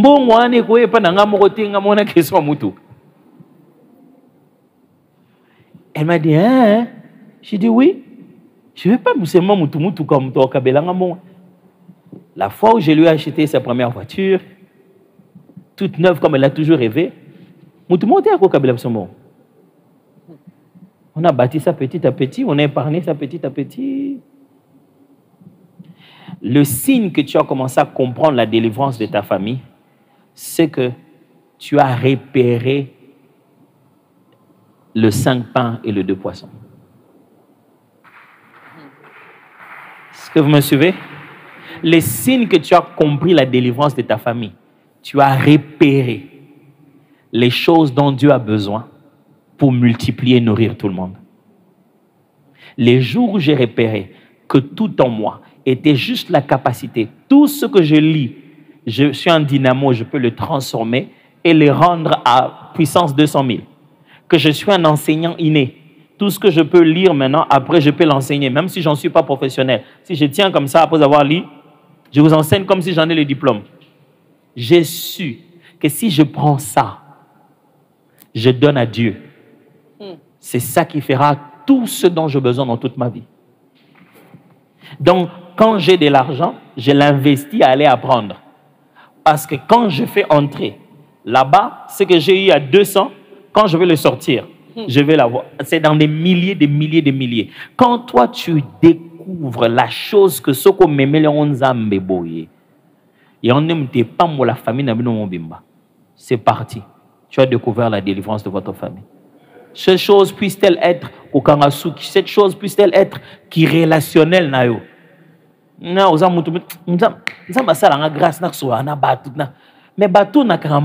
n'aurais jamais fait une vraie demande. Il y a un tel frère, tel nanyo. Ce que je veux dire, c'est que je vais $200, $300.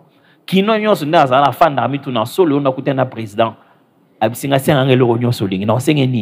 bon qui n'a pas raisonnable. Donc, raisonnez-moi plan non, c'est ça qu'il faut foutre. Mais en fait, réfléchis en te disant, quelle est la chose que Dieu m'a déjà donnée, qu'en le lui remettant à ses pieds, ça va transformer toute notre famille.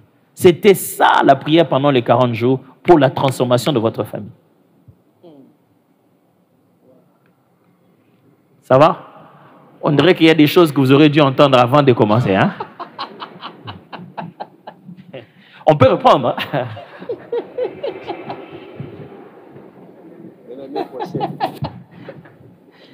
L'année prochaine. Ouais. Alors, j'ai bouffé tout le temps. Hein? Oui, bon, en tout cas, c'était utile. Hein? C'était, franchement, moi, j'ai commencé déjà à écrire un enseignement là, à partir de tout ce qui a été dit. Alors, ce que je vais faire, c'est que dans les quelques minutes qui restent, je vais peut-être prendre 2 ou 3 questions. Comme ça, le temps que ces personnes puissent soit s'avancer vers les micros ou que le micro leur arrive, je vais rapidement donner des... Voilà, donc les micros sont déjà dans la salle. J'aimerais savoir si ça fait 3 personnes, donc il en faudra 4 pour que ça soit 2 hommes et 2 femmes. 2 frères et 2 sœurs. Alors, moi, je vais d'abord rapidement vous dire, vous donner ces quelques annonces. Comme ça, on va prendre après les questions. Voilà, donc ce dimanche 17 décembre, nous allons avoir 2 cultes, parce que comme vous l'avez déjà entendu, il est question de notre dimanche accent Timungu. Donc nous aurons 2 cultes. Le premier culte de 7h30 à 9h30 sera un culte français-anglais, je voulais dire franglais. Donc tous ceux qui sont de ECT vont nous rejoindre ici au temple pour ce premier culte. Et le deuxième culte de 10h à 12h. Donc, il n'y aura pas de troisième culte. Le culte de 10h à 12h sera français lingala. Et puis, le numéro que je vais donner tout à l'heure, c'est le numéro pour enregistrer les témoignages. Donc, si vous avez un témoignage que vous voulez partager, d'ailleurs, nous vous encourageons dans cette église toujours à partager les témoignages. Le numéro, c'est le 081 033 66 21. 081 033 66 21. L'Église informe aussi au service, informe que le service de baptême va avoir lieu le jeudi 4 janvier. Alors donc, il y a une invitation pour tous ceux qui désirent passer par les eaux de baptême, de pouvoir s'enregistrer à la fin de ce culte ici, auprès des ouvriers du ministère de discipulat au niveau du overflow. Le overflow est encore fonctionnel? Ils veulent dire donc... C'est déjà fonctionnel?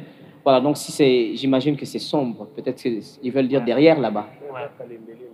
Donc vers Kalembelembe. Voilà, donc derrière le temple là-bas, il y aura les ouvriers du ministère de discipulat pour enregistrer tous ceux qui veulent passer par les eaux de baptême le jeudi 4 janvier. L'enregistrement, ce n'est pas le jeudi. L'enregistrement, c'est aujourd'hui après ce culte.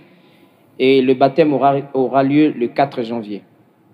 Le ministère des Jeunes, Youth and Student Ministry, annonce la tenue de sa réunion spéciale ce samedi. Donc, ce samedi 16 décembre, à partir de 16h30, les jeunes vont se réunir dans la salle des Vaillants. Donc, la salle des Vaillants, c'est dans le nouveau bâtiment. Le thème, c'est « 1000 merci » en lingala, Baraison Eza Ebele. Voilà, l'orateur, c'est le pasteur Eric Ralph Kionga. Et donc, bienvenue à tous les jeunes de l'église et d'ailleurs. Et puis, on nous annonce en dernier lieu que l'ONG Mwangaza International organise un spectacle « Retour à la crèche » pour les enfants. Donc, c'est un spectacle, j'imagine que c'est pour les fêtes de nativité, avec danse, sketch, ballet et jeux. Ça se passera ce samedi 16 même, à partir de 14h au Centre culturel Boboto à Gombe. Donc, l'ONG invite donc les parents à y amener leurs enfants. Bienvenue aux enfants. Alors, je prends rapidement les 4 questions. Les autres questions, on pourra les prendre prochainement. Donc, n'ayez pas peur, on va continuer avec ces table talk prochainement. Alors, je vais prendre la première question. Bonsoir, pasteur. Bonsoir, Église. Bonsoir. Je m'appelle Eliab. J'aimerais savoir, par rapport aux 2 premiers objectifs, est-ce qu'il est possible d'être en bonne relation avec Dieu et d'avoir un mauvais caractère? Est-ce que pendant ces temps, on peut atteindre le 2e objectif et rater le premier objectif? Je préfère prendre directement une 2e question. Oui. Mais ça doit être une sœur. Ok, c'est moi. Oh, ok. Je suis là. Où ok.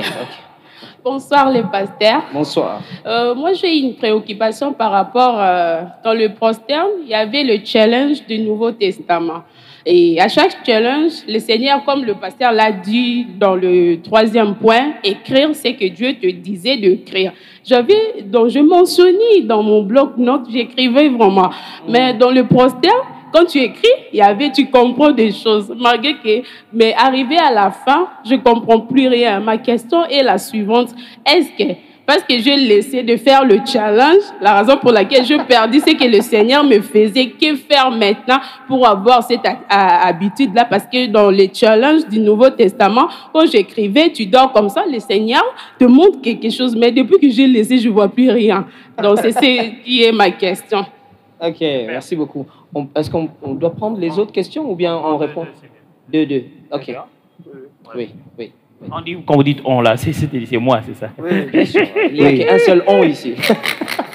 Ils me disent oui, on prend, comme si on va prendre tous. Et puis, mais là, c'est... Alors, mon ami, est-il possible d'avoir une meilleure relation avec Dieu, mais toujours d'avoir un mauvais caractère? Absolument. C'est d'ailleurs pour ça qu'on a une relation avec lui. Parce qu'on a vraiment besoin qu'il nous aide à changer le caractère. C'est totalement logique. Et justement, là où ça devient un problème, c'est quand tu continues à être l'ami du parfait et tu ne te perfectionnes pas. C'est ça le problème. Pourquoi? Parce que le parfait qui devient ton ami a mis des moyens sur pied pour le perfectionnement de quiconque se rapproche de lui. Tu vois? C'est-à-dire, si plus tu te rapproches de Dieu, tu deviens mauvais, je me pose la question de quel Dieu tu te rapproches. Alors, plus tu te rapproches de Dieu, ce qu'il y a de mal en toi se dévoile en vue de son changement. C'est là qu'on appelle ça le brisement. C'est là que tu dois accepter que je veux devenir comme toi. Tu vois? Mais il est possible, pendant ce moment-là, d'ailleurs, l'une des choses qui va te pousser à changer, c'est cette intimité qu'il t'offre. C'est comme ça la grâce. Dieu t'offre sa présence sans que tu la mérites. Et c'est ce côté immérité de sa présence qui va te faire prendre conscience de tes limites. Souviens-toi de Pierre. Pierre a Jésus dans sa barque. Jésus lui fait grâce, rempli de poissons. Lui-même, il regarde les poissons, il se regarde. Écoute ce qu'il dit à Jésus. Vraiment, toi, quelqu'un qui multiplie les poissons comme ça, qui donne beaucoup de poissons de pêche, ton idée, c'est de le faire partir de ta barque. Un bon Congolais. Non, tu veux dire, Zelana, Nabimisana, Oyoyo, Tozong Alisus. Lui, il voit tellement de poissons, il s'agenouille, il dit non, Seigneur, s'il te plaît, sors de ma barque, je ne suis pas digne de t'avoir. Dieu s'est rendu compte que la punition sur le péché n'a pas marché. Lorsque l'amour est tellement grand, ça pousse les gens à la repentance sincère. Alors, donc, il est possible que tu te rapproches de Dieu, mais que ce n'est pas donné à l'instant, à la même période, la transformation de ton caractère. Mais c'est justement ce rapprochement d'amitié qui aboutirait à la transformation de caractère. Pourquoi? En tant qu'ami, tu vas commencer à te rendre compte que, en tant qu'ami, tu as des devoirs. Quel genre d'ami? Tu es ami de Dieu, oui. Tu veux méditer la parole chaque matin, n'est-ce pas? Oui. La discipline régulière de la lecture de la parole n'est pas une discipline que pour la lecture. Je vais faire comprendre. Lire la Bible matin et soir, ce n'est pas pour que tu enlèves dans ta tête le fait que j'ai médité. Comme ça, tu coches que je n'ai pas de culpabilité dans méditer. Non. Lire le matin et le soir, c'est un exercice spirituel, psychologique et intellectuel. Quand tu lis la Bible matin et soir, sans que tu aies besoin même de comprendre, l'effort intellectuel que tu as fait exercer à tes muscles t'a fait monter les niveaux de compréhension des choses plus élevés, même à l'école. L'enfant qui médite la Bible matin et soir va avoir moins de problèmes à commencer à lire ses propres notes. Pourquoi? Il a appris l'exercice intellectuel. Il prend plaisir à la lecture. Pourquoi? La Bible dit, toute écriture est inspirée de Dieu, utile pour... Moi, j'ai fait la pédagogie. À ce moment-là, on met des verbes qui sont différents en pédagogie. Il dit pour éduquer, pour instruire. Ce sont deux mots différents. L'éducation et l'instruction sont deux mots différents. Et ça dit que tout cela, c'est pour que l'homme de Dieu soit prompt à toute bonne œuvre après. Ce n'est pas juste la compréhension, c'est l'œuvre après. Lorsque tu entres en contact avec la lecture de la parole de Dieu par but de te rapprocher de Dieu, tu es déjà même en train de formater tes habiletés intellectuelles. C'est pourquoi même Moutulelo a dit, oh non, pourquoi pas péci bon sous ba livre? Pour nga sous qui n'a lembi déjà, n'a qu'est-ce sous qui si bon bien sous ba livre. Mais yo kay tala ba livre belé. Atoni c'est belé rouge minene. Banda que nous qui Bible kaka moko to pesa qui est moko. Alingo tangate. Banda ke kone pas satana msi okotanga. Yolinga otanga te. Otanga. Yo ka ba livre ba kangisi blo na mémoire. Tu sais que Jean 3:16 à Pamba. Dieu a tant aimé le monde alinga ote. Pourquoi? Parce que tu n'as aucun développement intégral sans la consommation permanente des Écritures. C'est comme un carburant. Alors, le fait de te rapprocher intimement de Dieu finira petit à petit de transformer ton caractère. Petit à petit, c'est sûr. Mais l'objectif de changement, comprends très bien, tout changement de l'homme n'est pas de la sanctification. Ok? Chaque fois qu'un être humain change, ce n'est pas toujours dans le but de devenir comme Jésus et de devenir une meilleure personne. Des fois, on change juste par peur des conséquences. Tant que c'est un hôpital, que si on continue sur ce qu'on met à Makaya, et c'est nini pour moi non okufa, moi na mayatik Makaya pour na yeste. Atiki Makaya pour na bangalia pao. Chaque fois l'être humain change dans son comportement, c'est pas parce que c'est pour le but final, c'est la sanctification. Parce que beaucoup de gens changent dans la vie. Mais tout changement n'est pas de la sanctification. La sanctification, le fait que tu transformes ton caractère à l'image de Christ, devenir comme lui pour plaire Dieu. Tu vois ça? Donc j'espère que j'ai bien donné ça. Alors ma sœur, maintenant là tu lis, tu as l'impression que Dieu n'était pas le plus comme avant. Non, rien à voir. Le jeûne, comme je l'ai expliqué tout à l'heure, a une dimension spirituelle, mais aussi une dimension intellectuelle et psychologique. Lorsque tu te nourris de légumes, Et tu réduis ce genre de sucre ajouté surtout le matin. Les premiers sucres que tu as sont des sucres normaux, ce n'est pas de saccharose. Tu te donnes un degré d'attention beaucoup plus élevé. C'est-à-dire, même psychologiquement, même intellectuellement, tu es mieux boosté pour pouvoir étudier. Ce qui fait que l'effort intellectuel est plus rapide. Si tu veux faiblir un effort intellectuel, l'une des choses qui nous fait faiblir un effort intellectuel dès les premiers jours le matin, c'est qu'on se bourre de sucre. Première des choses, tu prends du lait, tu prends du thé le matin, tu mets du sucre. Quand tu arrives là, au bout de 9h30, tu commences à perdre l'attention. 10h, tu perds l'attention. Tu ne sais plus faire des travaux créatifs. Tu commences à faire des exécutions. Pourquoi? Tu t'es trop bourré de sucre et ça t'a fait perdre l'attention. Pendant l'exercice du jeûne, ton degré de perception intellectuelle monte à cause des légumes. C'est ce qui a fait que Daniel et ses amis, pendant qu'ils jeûnaient, devenaient beaucoup plus intelligents. La Bible dit 7 fois plus attentifs et intelligents que les autres. Ce qui s'est passé, c'est que ton degré de concentration a changé. Et deuxième des choses, sachez-le bien que... Je peux me lever? Bien sûr. Sachez, na TV batté le matin. Non, ma place, il faut de l'écran. Non? Bon, là, les beaux écrans. Sachez-le bien, je vais dire encore quelque chose de difficile. Sachez-le bien. Contrairement à ce que ça nous donne l'impression, le corps, l'âme et l'esprit sont très liés. Très, très liés. À partir du moment où Dieu a soufflé dans l'homme et que c'est l'esprit qui a fait de l'homme le corps, une âme vivante, c'est très lié. Je vais te donner un exemple. Le monde de songe, c'est un monde spirituel. Mais tu peux y parvenir par une substance physique. OK? Bon, dis-moi, et comme université. OK, madame. Attends. OK. Non, de toute façon, on s'arrête. Pour les questions, on s'arrête là. Donc, les autres questions, ça sera prochainement. C'est bon.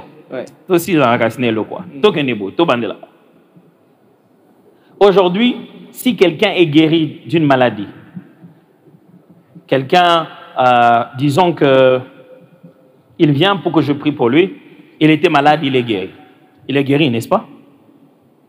OK? On est d'accord? Je vais trouver une maladie assez simple. Disons que quelqu'un avait une maladie musculaire ou bien quelque chose dans le sang ou un truc. Les noms de maladies. Ouais. Je sais pas moi, là, quelqu'un avait l'hépatite ou quoi. Il est venu, on a prié pour lui, il est guéri. Mais une autre personne est allée à l'hôpital. Les médecins ont fait un protocole bien particulier pour lui. Ils ont commencé petit à petit à lui donner ce qu'il fallait lui donner. Au bout de 3 mois, 4 mois, il est guéri. OK? Les deux sont guéris. Les médecins vous diront, les médecins sont là? Il y a quelques... Ouais, de temps en temps confirmé, hein, ce que je vais dire. Hein. Les médecins vous diront qu'en réalité, en médecine, pharmacologie, en tout ce qui est le domaine de substances pour aider le corps humain à s'établir, en réalité, en médecine, on ne guérit pas le corps. On l'aide à se guérir. Oui ou non? Confirmez avec moi les médecins. En réalité, on ne fixe pas le corps. On ne sait pas quoi faire avec le corps humain. On lui apporte les substances nécessaires pour qu'il se mette en position de se restaurer. L'être humain est venu sur la terre avec dans la nature les substances dont il a besoin pour chaque fois redonner à son corps le processus de se guérir quand quelque chose ne va pas bien. Toujours avec moi, les médecins, confirmez. Hein? Ce qui signifie que les substances que nous buvons, non, on ne les a pas créées. On a synthétisé des molécules qu'on n'a pas inventées, qu'on a pris dans la nature. Dans les arbres, dans les animaux, par-ci, par-là, on a pris des molécules qu'on a synthétisées et on a eu la capacité de pouvoir les prendre en des doses contrôlables pour qu'on puisse te l'administrer avec une régularité quelconque. D'après ton poids, d'après la teneur de ta maladie, le niveau où ça a déjà atteint ton corps. Les médecins, vous êtes toujours d'accord avec moi? OK. Alors, tout ça, ils ne l'ont pas créé. Ils l'ont trouvé dans les arbres. La chose qui guérit la maladie est dans un arbre. C'est que c'est Dieu qui a créé cette substance. Le moment où j'impose la main sur cette personne, je le guéris. Je le guéris de quoi? C'est lui qui a créé la substance qui est dans l'arbre, est esprit. Et il peut créer ça physiquement pour le mettre dans l'arbre. Et il peut administrer ça physiquement avec mes mains. C'est pourquoi je les impose. La dose qu'il y a dans l'arbre, synthétisée après l'effort humain, je peux l'administrer directement sans passer par là. Et le processus qui est révélé aux frères et sœurs qui sont dans le domaine médical, ce sont des serviteurs de Dieu qui ont compris ce que Dieu a déjà rendu disponible sur la terre pour pouvoir nous aider le corps à se guérir. Alors la Bible dit ceci. Il dit une parole, je crois que ça doit être Proverbe chapitre 21, je crois verset 21 si ma mémoire est bonne. Il dit, une bonne parole est une guérison dans l'âme, dans l'esprit de l'être humain. Ça signifie ceci. Ça signifie que, aujourd'hui, les médecins sont là, vont vous le dire, vous allez dans un hôpital, 2 personnes malades de la même maladie. Il y en a un à côté. Personne ne vient le voir. Personne ne vient le visiter. Il passe le temps seul. Son état ne fait que s'empirer. Il commence de plus en plus à aller vers mourir. L'autre personne, même maladie, non incurable, toujours cancer, mais il est rempli des frères et sœurs, des gens qui viennent le visiter, qui lui disent « On a bientôt envie que tu viennes à la maison. » C'est quelqu'un qui va même avant que son protocole ne finisse, il va dire « Je préfère aller prendre ça à la maison. » Pourquoi? Parce que quand il est entouré des bonnes paroles dans son homme intérieur, son esprit perçoit ça et ça redonne la force à ses muscles, ça le pousse à sortir. Est-ce que vous êtes toujours en train de me suivre? Hein? Malaba, ça va aller. Ce qui signifie que là, on a expliqué bien en substance, ce qui signifie qu'aujourd'hui, ce qu'on appelle légumes, aujourd'hui, quand tu dors, je vais vous donner encore un exemple plus facile. Aujourd'hui, je suis là, je dis, je suis fatigué, tout ça là. Je vais prier le Seigneur. Je vais dormir et je vais me réveiller après. Ça, c'est un processus naturel. Mais les amis là qui lèvent les mains ont trouvé des substances qu'ils ont encore synthétisées. S'ils les absorbent, ils les mettent dans une seringue à une certaine dose, ils l'administrent dans ton corps, tu peux entrer dans un état d'inconscience tel que tu ne rêves rien, tu n'as rien. Et on appelle ça de l'anesthésie. Il a mis ça dans ton corps, mais même ta tête, même tes pensées, même tes rêves, tu n'as rien. Au début, c'est combien de minutes? Et même pendant l'anesthésie, il a la possibilité de dépasser ton inhibition. À toutes nos questions, secret, je ne sais pas si vous êtes en train de suivre de quoi je vous explique.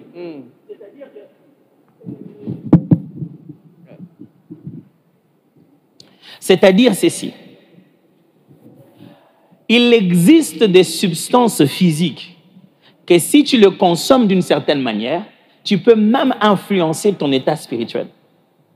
On continue, Kara. Il y a un pasteur, il n'y a rien à voir dans ton esprit. Et les linayo, au changer qu'au lia.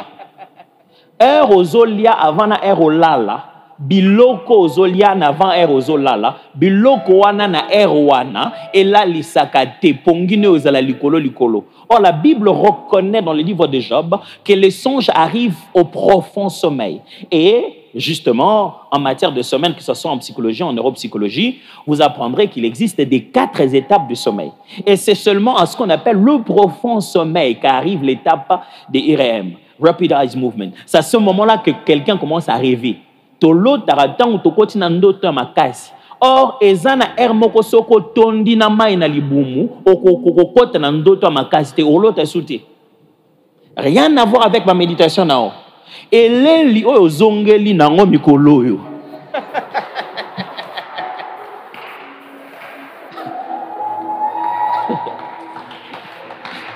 Na lobi bango te pa na yo.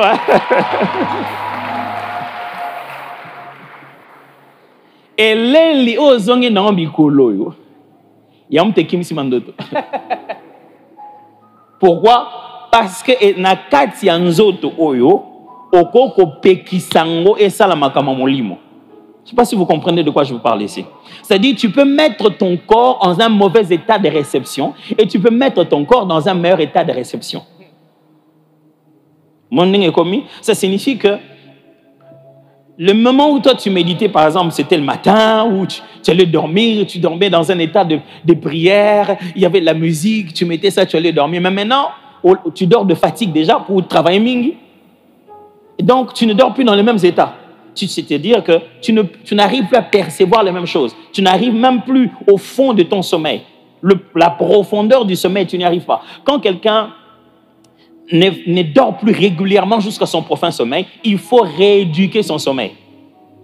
Par exemple, pendant les temps des jeûnes, quelque chose d'avantageux qui nous arrivait naturellement, en moment d'hypoglycémie, notre corps, pour se redémarrer, il fait 15 minutes ou maximum de petits sommeils, même 5 minutes, des naps. How do you say nap en français? Sieste. Le degré du sucre, quand il chutait naturellement pendant les temps de jeûne, et on doit souvent pour nous en passant. Mais pongi wana obité combien est réparateur? Pongi wana muké wana ozana o besoin ma casse na vie. Il faut normalement chaque jour na vie aux vraiment muké à un certain moment. C'est ce qui rend la meilleure qualité de ton sommeil le soir. Mais si tu dors au-delà de 15 minutes, 30 minutes, 45 minutes pendant la journée, au même si pongi pourquoi? Pongi pourquoi baby. Alors, ces choses-là nous arrivent naturellement pendant le temps des jeûnes. On n'a même pas compris ce qui se passe. Alors, dès que ces habitudes ont changé, on se demande pourquoi ça a changé aussi. Parce qu'il faut que tu te réétudies toi-même et que tu commences à comprendre que, oh, moi et ça ne marche pas. Ça et là, ça ne va pas. Moi, ce n'est pas ça qui est le meilleur. Moi, ça c'est... Chaque fois qu'il y a un changement moléculaire ou biochimique dans ton être, ça influence aussi non seulement tes émotions, même des émotions na haut. Et ça n'a pas l'eau moussous na et l'aile moussous na ba air moussous comme ça kanda kanda. Yo mo comprendre non point comme kanda kanda. Et ça n'a pas plan mo so liango mingi ba période wana ou comme kanda kanda. Et changer état moléculaire non. Nous les chrétiens nous sommes très je veux dire quoi? Négligents sur ces choses-là. Oh, yango na mitu na te pan ba kena mto non ba kisi non ba pesi non lia o ba lesier pourquoi ba lesier oh non il faut akoma kindoki mais ba lesier pourquoi ba lesier pourquoi ba poupoler les cas bofute parce qu'on doit faire quelque chose entre son corps et son esprit pendant son temps de dormir et ça doit passer par son sang et son système moléculaire. Bande kolonga, quand la Bible dit la vie est dans le sang, c'est pas parce que ce n'est pas matière. Dans un sang se trouve une vitalité spirituelle. C'est pourquoi Jésus a donné son sang. Et que la Bible dit le sang d'Abel crie. Alors ne considérez pas que spiritualité, makambo est la prière kaka. Non, ezapé na eleli. Pourquoi alors Tomiku Filinzala, ceux qui sont les côté, ceux qui nzala, na kolia et na spiritualité morote, pour na nini to kufinzala pendant 40 jours. C'est ce bon là ma expliquer. Pourquoi Toki Tomiku Fanzala 40 jours, ceux qui kolia et na connexion morote spirituelle na biso. Ceux qui se croient que ceux qui gêné, au lieu bilia liakaka, au liaka non bando liakala. Yeba que au zongi la kaka mauvaise connexion za kana onkala. Après un temps de jeûne comme ça, c'est le meilleur moment pour toi de reprendre des meilleures habitudes. Yagolia. Congolais ba laksa biso que polia oza bien il faut tonda. Ko tonda ezalaka mabe ya. Surtout na pourquoi. Okela la na ma yebele na lipumu, orolamuka pamba chaque fois okokota na profond sommeil parce que vesine se tondi, moi bando to ko beta bale et puis ba bisino que c'est soulagé bando ya. Et puis au soubi. Et puis... Alors, occupez-vous de ça. Prenez le temps, réobservez-vous pendant les 40 jours. Qu'est-ce qui vous a le mieux fonctionné? À un certain âge, il y a des choses qu'on ne mange plus.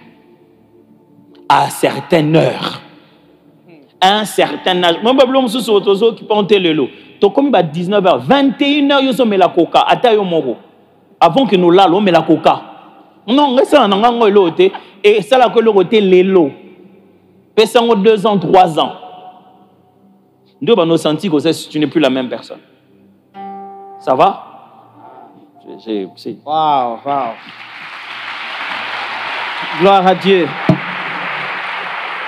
En tout cas, merci beaucoup, docteur, merci beaucoup, pasteur Mouchipaï. Est-ce que c'était pas intéressant ça?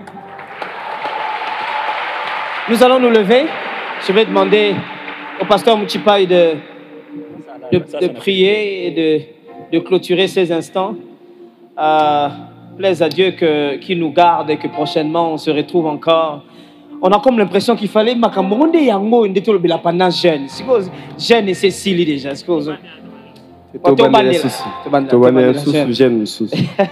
Alors je rappelle que demain on se rencontre pour notre séance d'évaluation. Notre temps d'évaluation.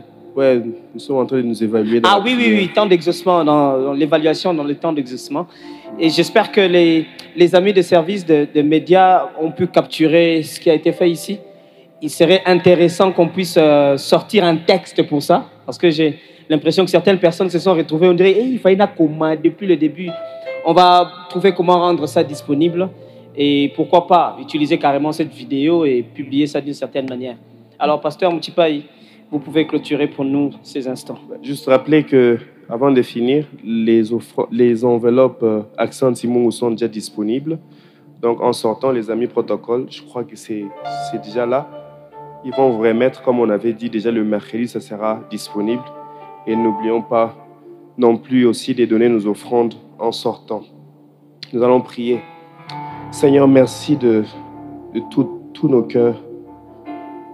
Nous sommes infiniment reconnaissants comme on nous a appris ici, la gratitude.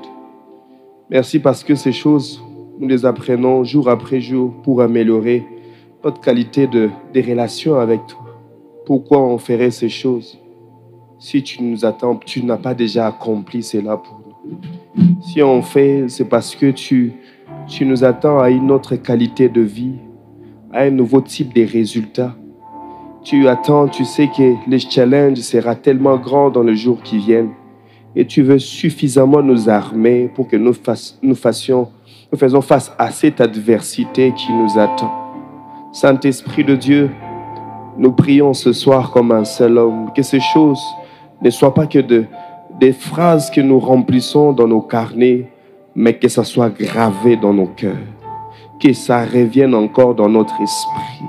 Seigneur, tu nous as donné une discipline, une marche, une ligne à suivre ce soir. Je prie dans le nom de Jésus, donne-nous cette capacité à appliquer cette discipline à chaque degré de responsabilité dans cette église. Seigneur, pas seulement les ouvriers, mais il y a des parents qui ont participé à cet atelier. Il y a des hommes, des femmes, des maris, des épouses, des enfants, des étudiants, des entrepreneurs qui ont participé. Je prie dans le nom de Jésus que chacun de nous puisse se dire qu'est-ce que je dois faire après tout ce que j'ai appris ce soir. Que nous puissions nous dire comme ce jour-là, le jour de la Pentecôte, il dit, ils eurent les cœurs vivement touchés. Seigneur, nous étions instruits comme si les 40 jours s'étaient résumés en cette séance. Et ils ont posé la question, qu'est-ce que nous devons faire? Seigneur, que nous ne soyons pas des auditeurs oublieux.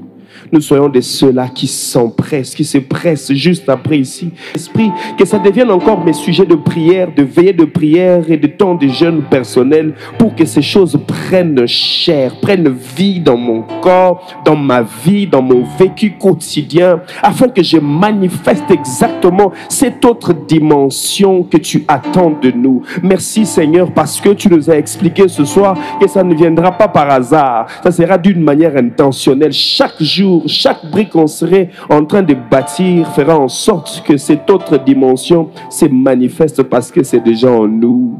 Ça sommeille déjà en nous. C'est à nous d'activer cela. Merci de bénir ton peuple. Au nom de Jésus. Amen. Que Dieu vous bénisse.